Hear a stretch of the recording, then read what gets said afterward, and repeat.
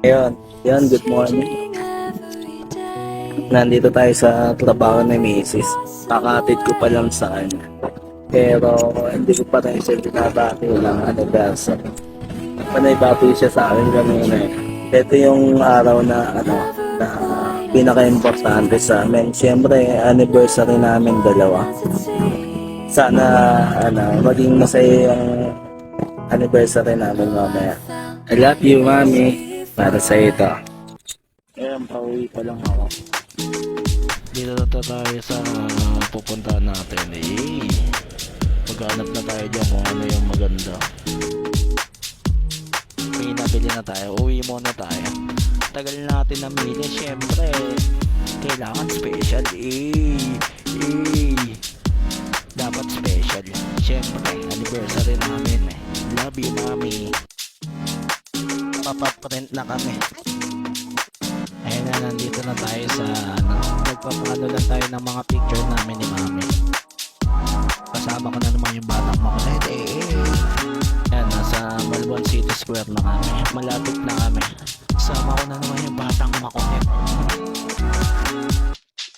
Nag-send ako ng pictures sa misis ko. Kunyari, lumabas ako, nag-joyride. Kunyari ako. Ito, ipa-flash ko sa screen. Yan. Nag-aalala siya. Ang init. Sabi niya magpahinga daw muna ako. Hindi pa ako nagre-reply. Mag-aalalayin muna natin siya. Dito na tayo sa sa 168. Yan. May kukuha nila tayong order. So mainit. Nakuha ko na yung kailangan mo.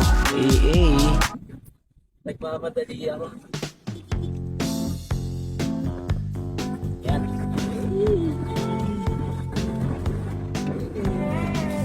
Ang sa'yo yan, Mami. Yan. Yan. Happy na. Take ko kayo, Mami. Yan.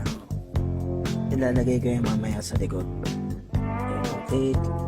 Yung mga balloon. Tsaka etong bulaklak. Grabe, sobrang grabe. Sana paunahan po siya bago lumabas. Para ma-surprise ko siya, syempre. Hindi pa ako nagsasabi sa kanya na papunta na ako. Pero sasabihin ko na lang magpupunta ako para mas lalo siya mainis sa akin. Bibisitin ko muna siya bago magpunta siya pasahin. Sana umabot ako yung unang plano kung hindi ko na magagawa. Pero sana umabot ako para magawa ako. Pag wala, kung ano na yung magawa ko. Pero ginawa ko naman lahat ng best ko.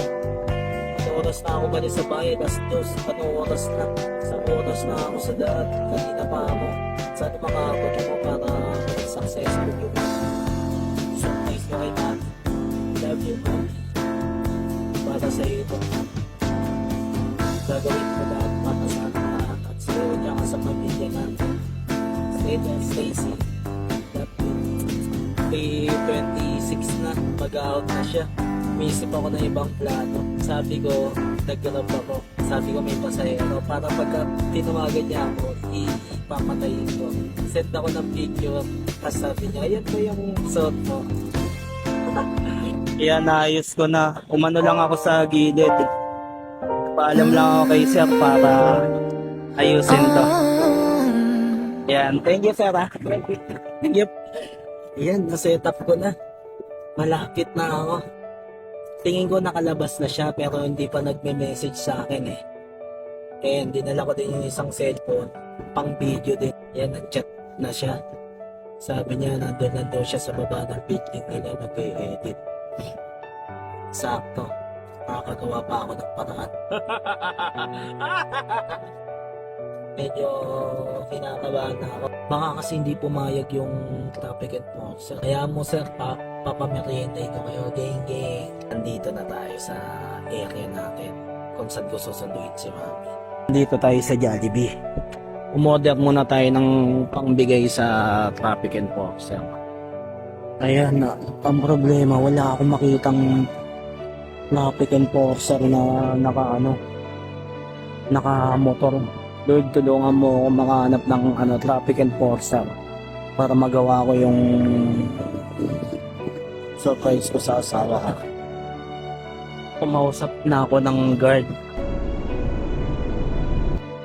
Kasi ito na lang yung nakita kong choice eh. Kung papapuntahin ko na lang si mami dito, sabihin ko nahuli ako. Ay ko, Mi, punta ka dito sa kasi nahuli ako eh. Sa Jollibee. Tas,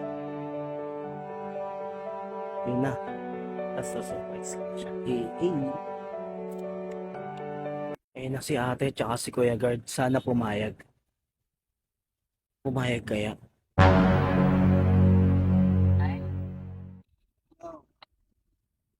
Eh, duman yung ganyan ka lang para meron kang ginagawa. Ay, sir.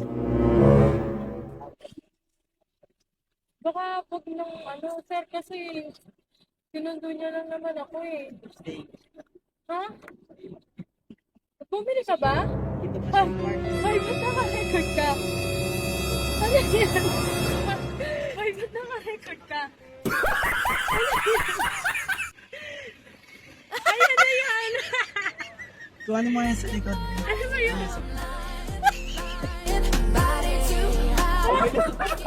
Si Mama, kami din makapick up ni Mama. Grabe.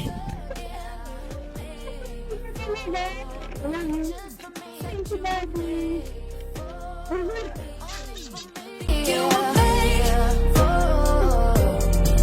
oh yeah, you were made for me, made for me, made for me, made for me, just for me.